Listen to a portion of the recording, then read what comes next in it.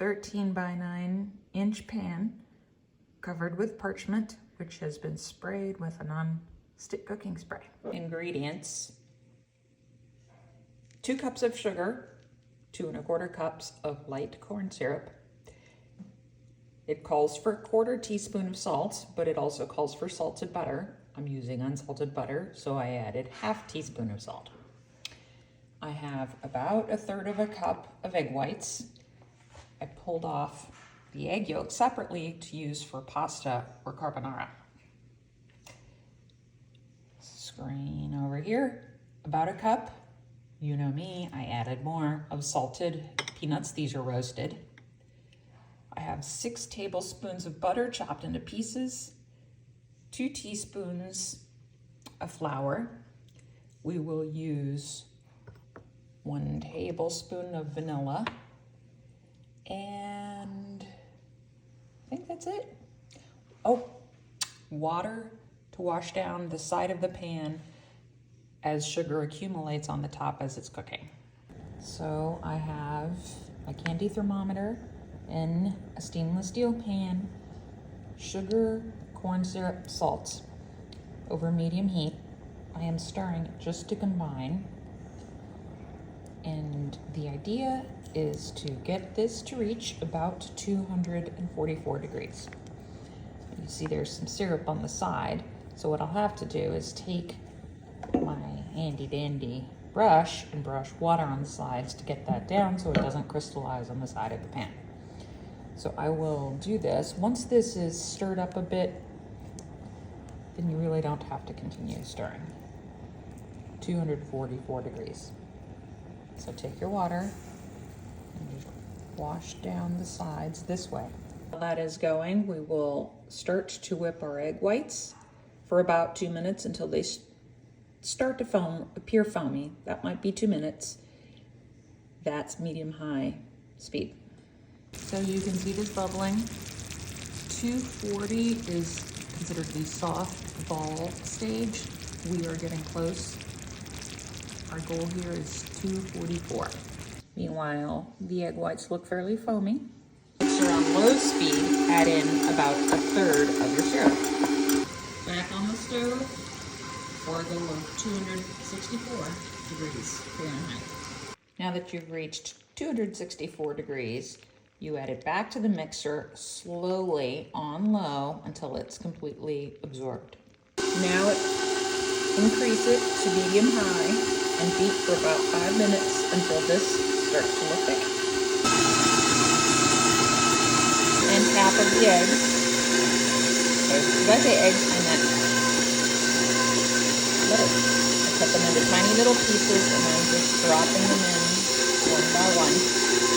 So about half of this and half of the flour for now until they are completely absorbed. Now add in the remainder of the flour and the butter until those are mixed in.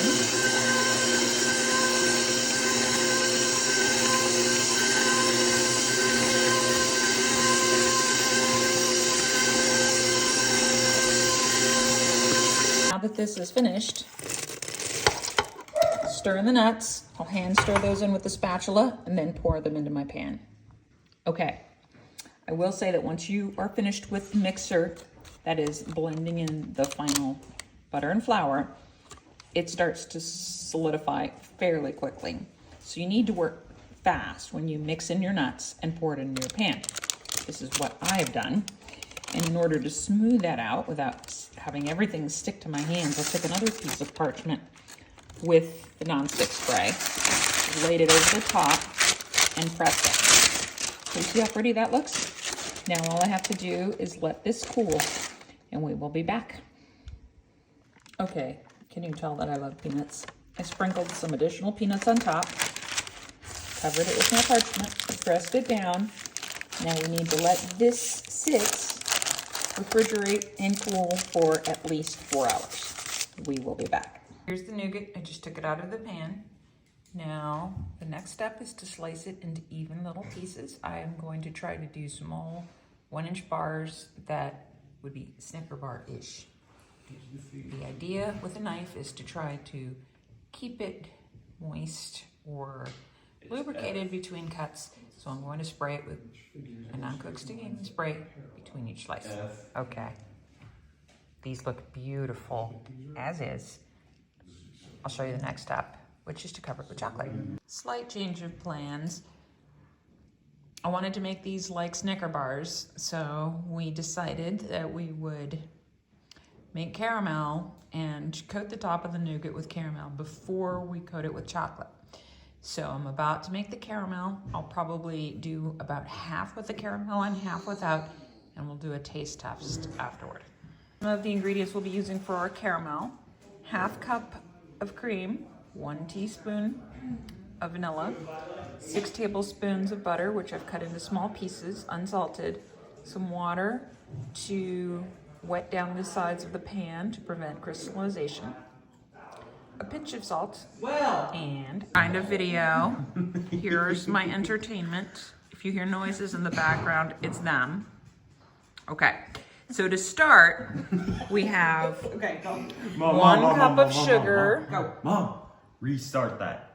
Restart that. Okay, so to start, I have 1 cup of sugar, which I've stirred in the bottom of this deep pot with 1/4 cup water. I will set it to medium heat and let it start to cook. As it cooks, the sugar will actually dissolve and it will turn more into a syrup and it will start to bubble. The idea is not to stir it. I can swirl the pot and I can use my water to drip down the sides of the pan to prevent crystallization, but you really want to leave it alone pretty much until that stage starts to happen. Starting to bubble, starting to turn clear, still a little cloudy. We keep going. Isn't that beautiful? There we go, clear, bubbly. I'm just swirling periodically until this mixture starts to turn or starts to darken until it turns the color of honey. You see, it is starting to turn into an amber or honey color. Once the mixture has, let me swirl a little bit more. This pan is hot. I need something for my fingers here.